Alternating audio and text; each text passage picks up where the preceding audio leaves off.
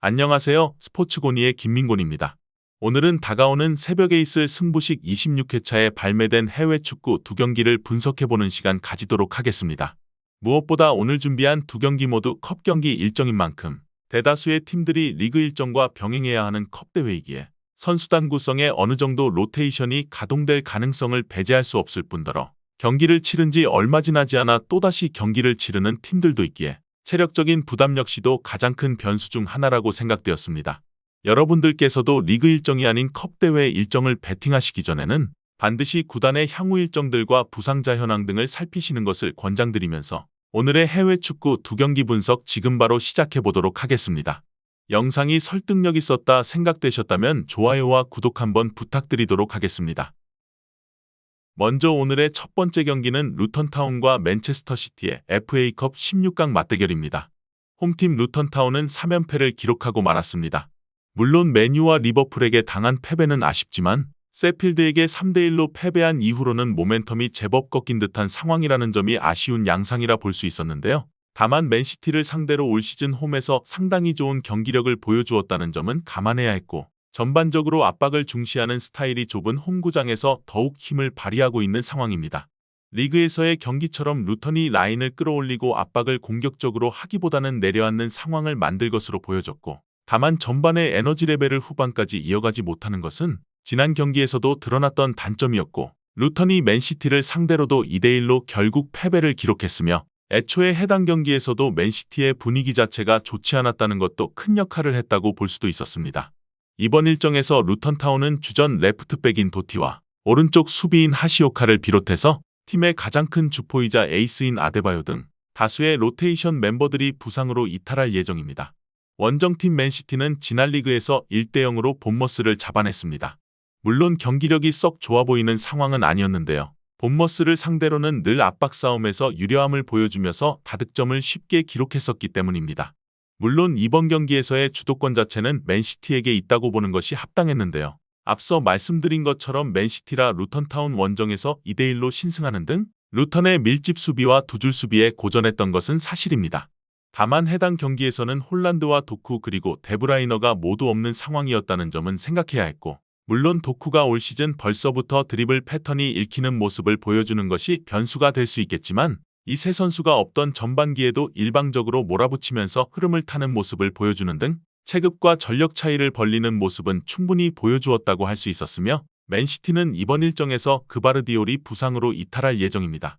이 경기는 역시나 맨체스터 시티의 승리를 기록할 매치라고 결론지어 볼 수 있었는데요. 루턴이 홈에서는 꽤 잘하는 모습을 보여주었고 리그에서 홈매치를 맨시티와 치렀을 때에도 전력의 차이를 제법 잘 메우는 모습을 보여주었습니다. 다만 당시에 맨시티는 핵심 선수 3인방이 모두 없었고 그런 상황에서도 밀어붙이면서 결국 승리를 기록했다는 점은 참고할 수 있었으며 루턴턴의 두 줄 수비를 신뢰하신다면 저득점 정도는 추천드벼로 수 있지만 결국 맨체스터 시티의 핸디승을 부주력으로 삼는 것이 훨씬 합리적이라 생각되었습니다. 다음은 소시에다드와 비아레알의 코파델레이 8강 2차전입니다.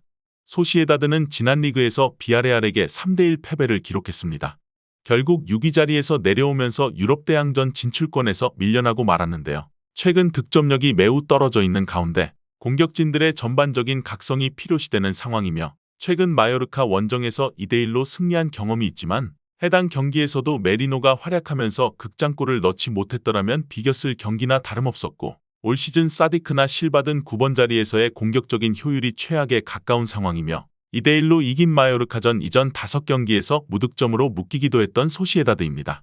그나마 쿠보의 드리블로 상대 수비진의 균열을 내는 것으로 전반적인 마요르카와의 경기에서 이득을 취하고 있는 상황이기는 한데 그러한 쿠보도 공격 포인트를 아주 많이 쌓아가는 유형은 아니며 이번 일정에서 주전 수비 무뇨주와 후보 수비 오드리오솔라, 로테이션 수비 자원 엘루스톤도를 비롯해서 핵심이라 할 수 있는 공격 자원 오야르사발이 부상으로 이탈할 예정입니다.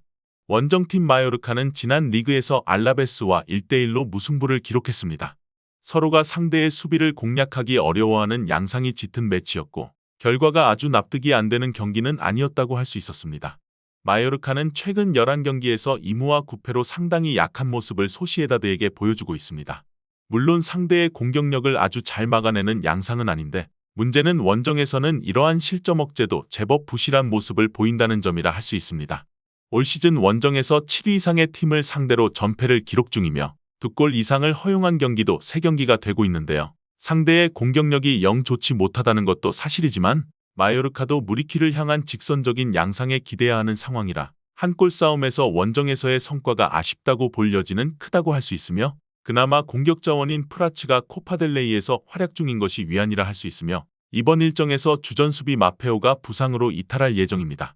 이 경기는 우선적으로 저득점을 선택할 수밖에 없는 매치라 할 수 있는데요. 소시에다드가 마요르카를 상대로는 전적을 꽤 크게 벌리고 있는 상황이지만 최근에 기세나 마요르카의 5백을 아주 확실하게 공략하는 모습을 보이지 못하고 있는 것도 사실입니다. 그나마 원정에서의 마요르카의 성과나 심력을 신뢰하기가 어렵다는 점을 고려했을 때 저득점 상황 속 소시에다드의 신승을 점쳐볼 수 있었기에 홈팀의 승리와 핸디캡 무승부 그리고 저득점을 우선적으로 채택해보면서 마무리해보도록 하겠습니다. 오늘 준비한 경기 분석은 여기까지입니다. 여러분들께서 보시는 분석이 조금이나마 도움이 되셨거나 준비한 분석에서 궁금하신 부분이 있으시다면 댓글로 말씀해 주시면 성실히 답변 도와드리겠습니다.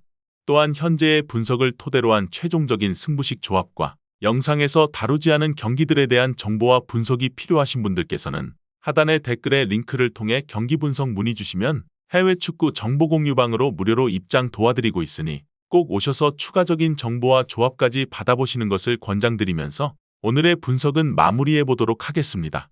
시청해주신 모든 분들 감사합니다.